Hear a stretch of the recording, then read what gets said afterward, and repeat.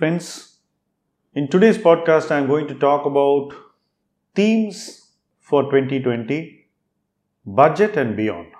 If we look around to see what most people in the financial community are talking about as we head towards the budget, we would overwhelmingly notice that people want changes in taxation and changes in the dividend taxation rules. While these changes can boost sentiment in the near term and more people will take attraction to equity as an asset class, we would be able to significantly mobilize domestic equity for the kind of massive investment need that our country has got at this moment. There still is a lot to think beyond just these ideas. If you look at the first wave of liberalization in 1991, the overarching themes at that time was creation of capacity in basic industries, your steel, metals, cement, among several of these, your capital goods. So all these industries needed to reach respectable scale, and over 15 years they did. Today, a reasonably sized cement company is in double digit of millions of tons. In 1991, even a 1 million capacity was a great capacity. So, over those 2 decades, a lot changed. The same with steel. If you look at the capacity of Tata Steel in 1991 and today, you would be amused. And if you look at JSW, its size in 1991 was hardly anything worth mentioning. Typically, over 2 to 3 decades, the businesses which preempt the theme and grow to fulfill the needs of an investment theme that is very central to the evolution of the economy tend to create a lot of shareholder value, or there is an opportunity to create a lot of shareholder value. If you look at it from that angle, what are the themes that over the next 20 years will create what we call as the next India? Because I think that the India which we created in the last 30 years will grow organically. But now, the India that we are creating now has to see catalyzed growth just the way those basic industries grew in the 90s. And in that sense, I have a few thoughts to share which are very important, and the budget has to show greater policy push in these areas. The first one is in ports. We do have a massive capacity creation in ports in the last decade, and the next 2 decades should see utilization. We need to use our ports, which means that we need to trade with the world, and which implicitly means that we need to export a lot more. The next one is airports. Somehow we were slow in the last decade. The first wave of airport privatization started under UPA 1, but till now we have still struggled to create the kind of growth in airports that we require. When you go and land in an airport and the plane stops in a very distant place and then you are made to stay in a bus for 20 minutes before you reach the terminal, you are clearly being told by the infrastructure that I'm being pushed. So you need to create the kind of infrastructure that will make you get off a plane onto an aero bridge anywhere in India, and you have the kind of infrastructure that is respectable like anywhere else in the world. The next point is that airports are also very critical from the point of view of commerce. It's not just about flying passengers. There's a lot of freight, and that's an industry which is yet to see the kind of growth that an economy of our size can have. So a lot of air freighting has to take off in the next 2 decades. So in that sense, airports are a very, very important part of our future. And that's one area where policy is going to be very critical.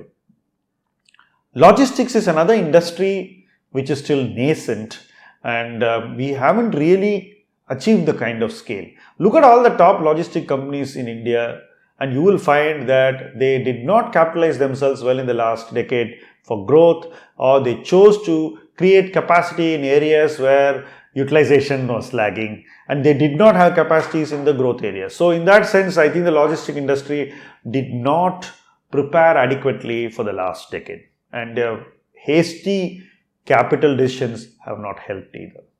So now you're seeing this entire industry getting reorganized. More people with deeper pockets are going to come in. You are going to see private equity coming in. And for them to come in and pour those billions of dollars which the industry requires, the budget has to send out a very strong investment message. Then you have the financial networks. We had no financial networks at the time of liberalization. After 1994, you had the National Stock Exchange. Then several years later, you had the MCX, and we have several other networks that have come about. But over time, we also have private financial networks in stockbroking. You have it in several industries. Now, these networks will have to go to the next level and reach every Indian, which means that opportunity should be fairer. It should not be just urban, which means bigger investments in financial networks have to happen, which means society should see the value of financial networks. So we need a lot of impetus on financial networks. Then you have the digital networks. When you talk of digital networks, it involves e-commerce, and it involves a much more efficient and economic way of reaching trade to the consumer, of businesses doing trade with each other. So the B2B and the B2C on the digital space has to increase even more in an efficient manner.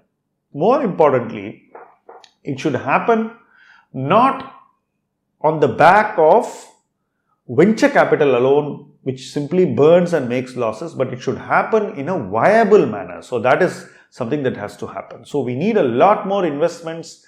We need long-term money and not speculative money. So what the budget signals to digital networks is again something very, very critical.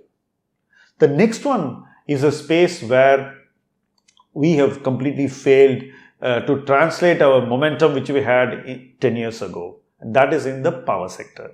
I would think that power distribution has to become far more efficient than it is today. So power distribution is one space where we need massive policy change, and we need to bring efficiency, and we need private participation. We need more people investing in private distribution networks and in power distribution across the country. So once you bring that in, you will hopefully reduce the leakages, bring efficiency, give better quality power supply to consumers, allow very small businesses trade, and everybody who is going to use power to transform his vocation.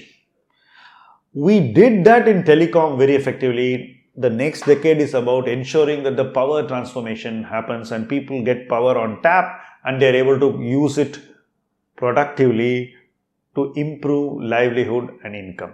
These are some of the areas where I believe this budget has to give the right messaging and the transformatory signals. If we do that, I expect a lot of capital flows in each of these areas, and that will translate into FDI, and that will create the jobs, the turn of sentiment, and the ripple effect. Notice that most of these were seen as new age businesses for a very long time, and the time has come for a decade of mainstreaming these businesses, for making these businesses the de jure growth engines of the economy and bringing our economic attention onto these ideas.